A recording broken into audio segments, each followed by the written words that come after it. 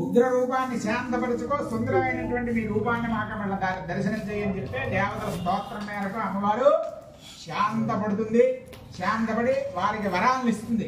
రాబోయే భవిష్యత్తులో కలిగేటువంటి విపత్తులు ఎలాగ ఉంటాయి, ఆ సందర్భంలో తాను ఎలాగొస్తాను అనేటువంటిది మొత్తం అప్పుడు దేవతలు చెప్పింది. ఏమిటి ఎలా చెప్పిందంటే, దుర్గుడు అనేటువంటి రాక్షసుడు పుడతాడు, వాడిని చంపడం అయితే నేను ఆవిర్భవిస్తాను, అప్పుడు నన్ను దుర్గాదేవిగా అందరూ కీర్తిస్తారు.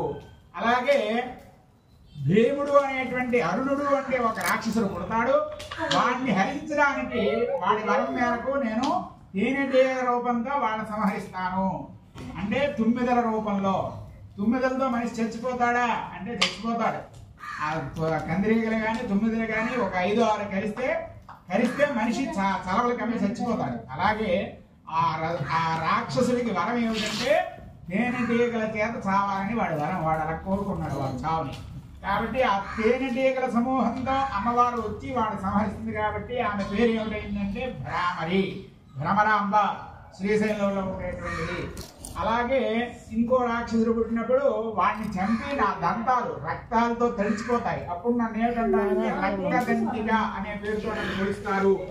అలాగే శతాక్షి, 1000 కన్నులతో నేను ఈ భూమి మీద పుట్టి అందరినీ రక్షిస్తాను. ఎప్పుడు ఈ భూమి మీద నీరంతా కూడా నాశనం అయిపోతుంది. నీటి చుక్క అనేటువంటిది ఉండదట. 100 సంవత్సరాల పాటు నీరు అనేటువంటిది ఉండదట. మొత్తం జీవరాశి అంతా కూడా పోతుంది. అప్పుడు ఋషులు చేసినటువంటి స్తోత్రం మేరకు నేను భూమి మీద పచ్చగా పరుచుకుంటాను, నా 1000 కన్నులతో అందరినీ చూస్తాను. అప్పుడు శతాక్షి అని, అలాగే శాకంబరి అని అమ్మవారికి కూరగాయలతో మనం అలంకరిస్తాం. అంటే పచ్చనైనటువంటి పదార్థం భూమి మీద లేదు అంటే జీవరాశి పోయింది అని అర్థం. 100 సంవత్సరాలు నీరు లేనప్పుడు ఆ పచ్చనైనటువంటి పదార్థం అనేటువంటిది ఉండదు. కాబట్టి అప్పుడు శాకంబరిగా నేను ఉద్భవిస్తాను, శాకంబరిగా కీర్తింపబడతాను అని ఎన్నో వరాలు ఇచ్చింది. ఈ యొక్క చండీ హోమనాన్ని ఎప్పుడు చేయాలి అంటే, పరస్పరం వైరం కలిగినటువంటి సంఘాల వేదే రుణా మైత్రే కరణముత్తమం, 2 వ్యక్తుల ముందు మధ్య శత్రుత్వం వచ్చినప్పుడు ఈ హోమం చేస్తే వాళ్ళ మైత్రీ భావంతో ఉంటారట.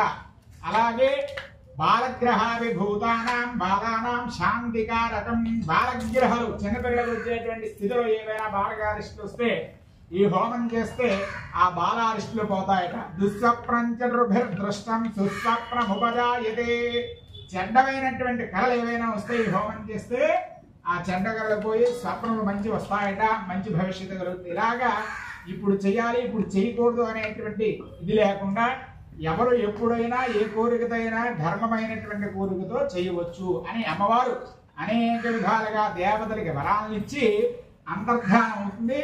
ఈ కథకంతటికి కారణమైనటువంటి మొట్టమొదటి చెప్పుకున్న మహారాజు షావుకారి. ఇంతవరకు కూడా అమ్మవారి లీలలు వింటారు 12వ అధ్యాయం వరకు కూడా.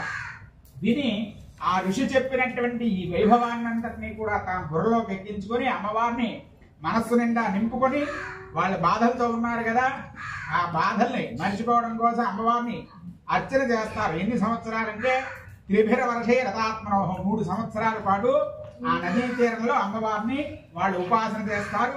వాళ్ళిద్దరికి కూడా అమ్మవారు దర్శనమిచ్చి ఒకడికి మోక్షాన్ని ఇస్తుంది, ఒకడికి మనువు అనేటువంటి సావర్ణికో నామ భవాన్ భూ భవిష్యది. ఇప్పుడు మనం సంకల్పం చెప్తూ ఉంటే ఏంటంటే